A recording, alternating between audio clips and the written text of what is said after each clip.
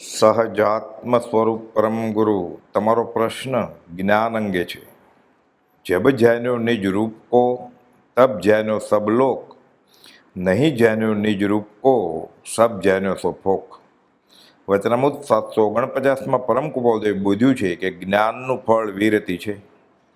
વિતરાગનું આ વચન સર્વ મુમુક્ષુએ નિત્ય સ્મરણમાં રાખવા યોગ્ય છે.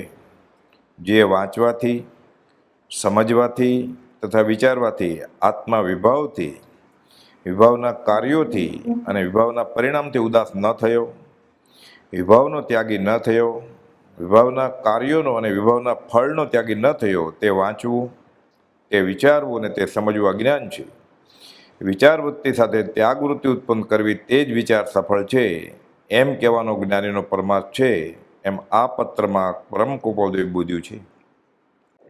વચનામૃત 483માં પ્રકાશ્યું કે કવિતા અર્થે આરાધવા યોગ્ય નથી, સંસાર અર્થે આરાધવા યોગ્ય નથી.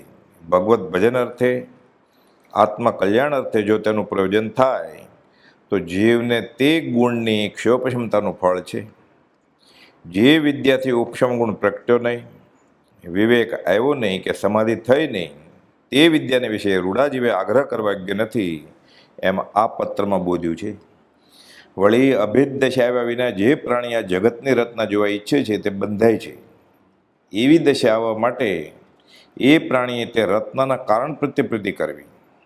એ બનાવનાર શક્તિ આત્મા કેટલું તેમાં જ્ઞાન હશે. એક દેખીએ જાણીએ, રમી રહીએ એક ઠોર, સમલ વિમલ ન વિચારીએ, યહી સિદ્ધિ નહીં ઓર. સમયસર નાટક, જીવ દ્વાર. બસ કેવળ આત્મા આત્મા આત્મા, આત્મા એ જ જ્ઞાન, જ્ઞાન એ જ આત્મા. વચનામૃત 631માં કુપાલદેવે બોધ્યું કે હે મુમુક્ષુ, એક આત્માને જાણતા સમસ્ત લોકાલોકને જાણીશ, અને સર્વ જાણવાનું ફળ પણ એક આત્મપ્રાપ્તિ છે. માટે આત્માથી જુદા એવા બીજા ભાવો જાણવાની વારંવારની ઈચ્છાથી તું નિવર્ત, અને એક નિજ સ્વરૂપને વિશે દ્રષ્ટિ દે કે જે દ્રષ્ટિથી સમસ્ત સૃષ્ટિ ગેયપણે તારે વિશે દેખાશે. આગળ બોધ્યું કે તત્વ સ્વરૂપ એવા સત્શાસ્ત્રમાં કહેલા માર્ગનું પણ આ તત્વ છે, એમ તત્વજ્ઞાનીઓએ કહ્યું છે. તથાપિ ઉપયોગપૂર્વક તે સમજાવવું દુર્લભ છે. આગળ કહ્યું એ માર્ગ જુદો છે અને તેનું સ્વરૂપ પણ જુદું છે. જેમ માત્ર કથન જ્ઞાનીઓ કહે છે તેમ નથી. માટે ઠેકાણે જેને કાં પૂછે છે, કેમ કે તે અપૂર્વ ભાવનો અર્થ ઠેકાણેથી પ્રાપ્ત થવા યોગ્ય નથી. કોઈક વિરલા સત્પુરુષ વિચરે છે. વચનામૃત 84માં કુપાલદેવે બોધ્યું કે ભાઈ, આટલું તારે અવશ્ય કરવા જેવું છે કે દેહમાં વિચાર કરનાર બેઠો છે તે દેહથી ભિન્ન છે, તે સુખી છે કે દુઃખી. આગળ બીજા બોલમાં લખ્યું દુઃખ લાગશે જ, અને દુઃખના કારણો પણ તને દ્રષ્ટિગોચર થશે. તેમ છતાં કદાપી ન થાય તો મારા કોઈ ભાગને વાંચી જાય એટલે સિદ્ધ થશે. તે ટાળવા માટે જે ઉપાય છે તે એટલો જ કે તેથી બાહ્ય અભ્યંતર રહિત થવું. ત્રીજા બોલમાં કહ્યું રહિત થવાય છે, ઓર દશા અનુભવાય છે, એ હું પ્રતિજ્ઞાપૂર્વક કહું છું. આગળ કહે છે તે સાધન માટે સર્વસંગ પરિત્યાગી થવાની આવશ્યકતા છે. નિર્ગ્રંથ સદગુરુના ચરણમાં જઈને પડવું યોગ્ય છે, અને પછી જેવા ભાવથી પડાય તેવા ભાવથી સર્વકાળ રહેવા માટેની વિચારણા પ્રથમ કરી લે.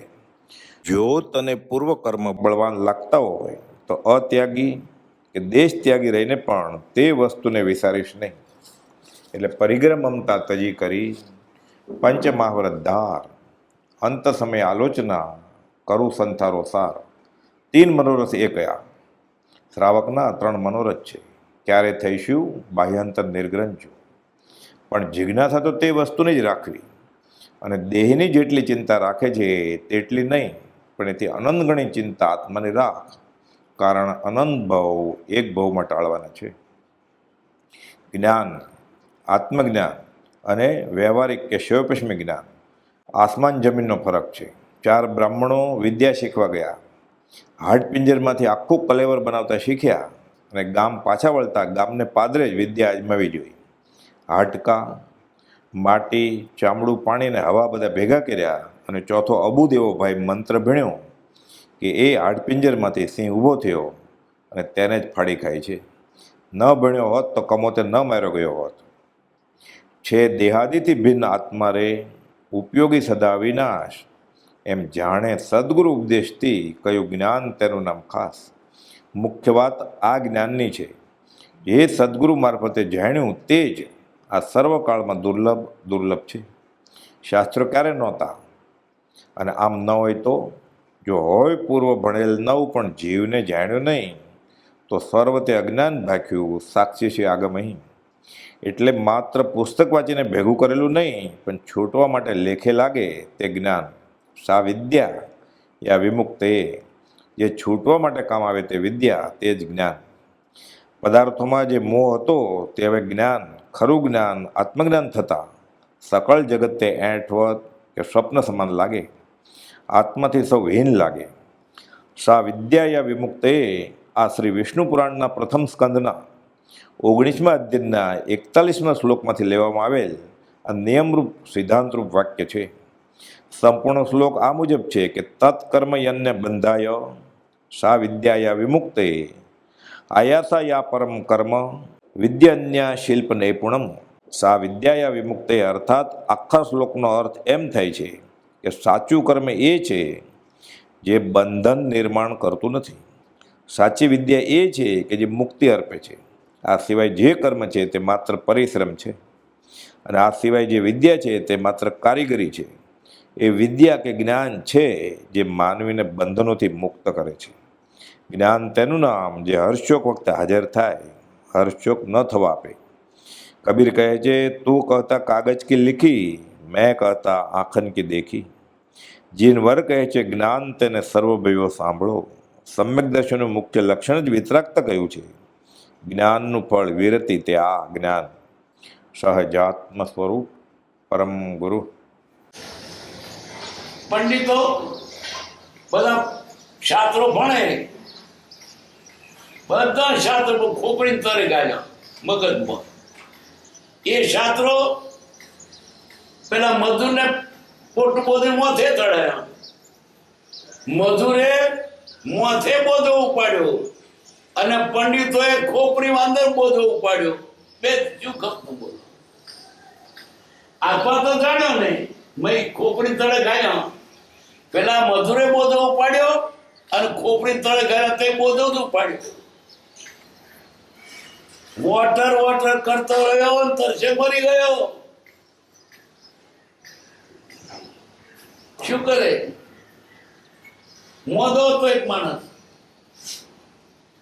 એને અંગ્રેજી આવડે, બીજા આજુબાજુનું અંગ્રેજી આવડે નહીં. તે ખાટા તરે પાણી પણ એનાથી લેવાય નહીં. વોટર વોટર વોટર કરે, પેલા સમજે ને છુપાય. વોટર બોલે કે તરત છીપે, ખરેખર તો પાણી મળે તો છીપે, નહીં તો તરસાવે તો પાણી લખીને પી જવાનું. તરત છીપે. સાચી વસ્તુ મળે તો છીપે. દેવતા હળગતો ના હોય તાર શું કરવાનું? ચીઠી લખવાનું, અગ્નિ કઈ ચૂલા મૂકી દો, લાગે. આ શબ્દો કાગળ પણ અગ્નિ છે. ખરેખરી અગ્નિ પ્રાપ્ત થાય તો સળગે. સાથે સાચું પાણી મળે તો તરત છીપે. મૃગ તરફથી તરત ના છીપે. મૃગના તરત લાગે ઉનાળા દાડે, અને જોતા આગળ પાણી સળો દેખાય, પેલી રેતી સળકે દોડે. આરું પણ કોઈ નથી, પાણી જ નથી તો પછી બાજુ આ બધું તો દોડે. એમ દોડી દોડીને મરી જાય, પણ તરત નથી પે, કારણ કે સાદું પાણી નથી, બરકદર છે. એમ સાદું પાણી મળશે તો તરત છીપશે. એક માણસ તરસ લાગી, ઊંઘી ગયો, અને ઊંઘમાં તરસ લાગી. ઊંઘમાં પાણીયારે ગયો તો પ્યારો પાણી પી ગયો. ઊંઘમાં હા, સાચું નહીં, સ્વપ્નનું પાણી. લોટો પાણી પી ગયો, ઘડાનું પાણી પી ગયો, ગોળો પી ગયો, ઘરની ટોંકીનું પાણી પી ગયો, પણ કયું સ્વપ્નનું સાચું છે.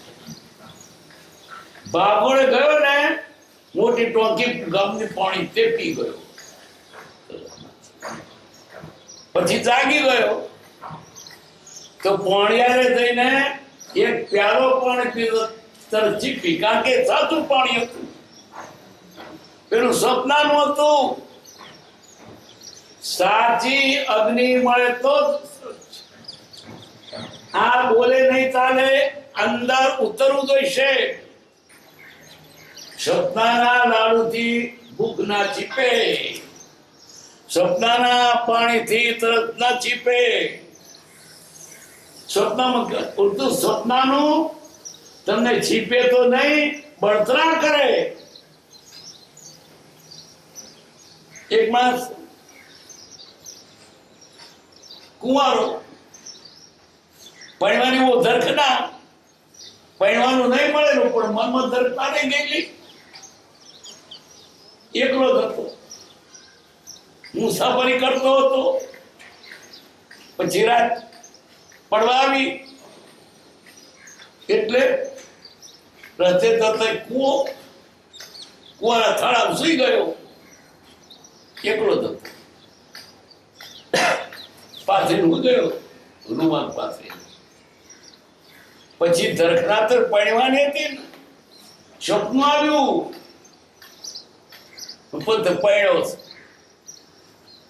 પૈણો છે, બૈરી છે જોડે, બાબલો છે, પૈણો છે એટલા થયું. પછી બૈરી સૂતે સૂતો થયો થાળા કુવાના.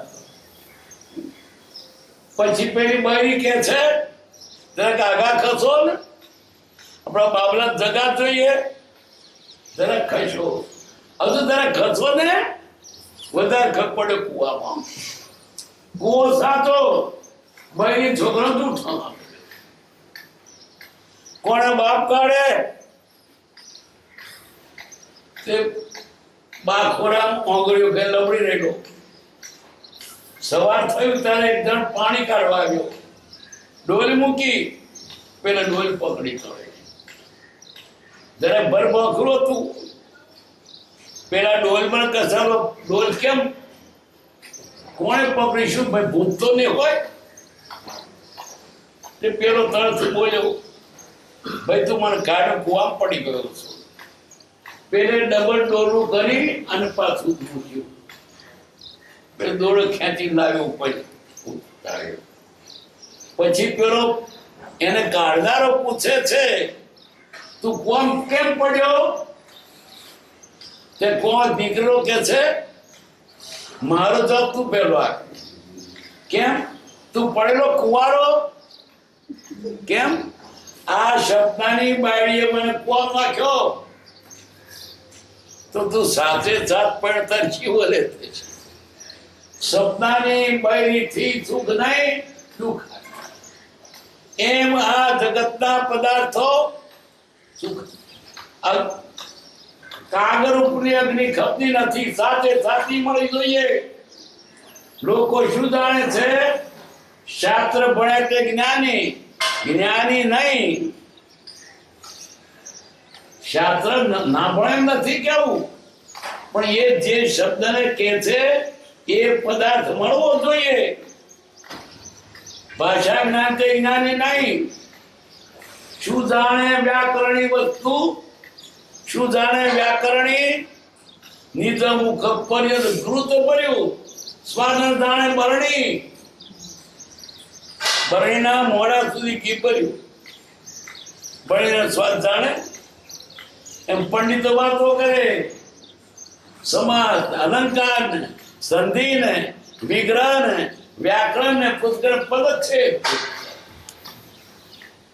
વળી એના પ્રાસ બેસાડે, પણ આત્મા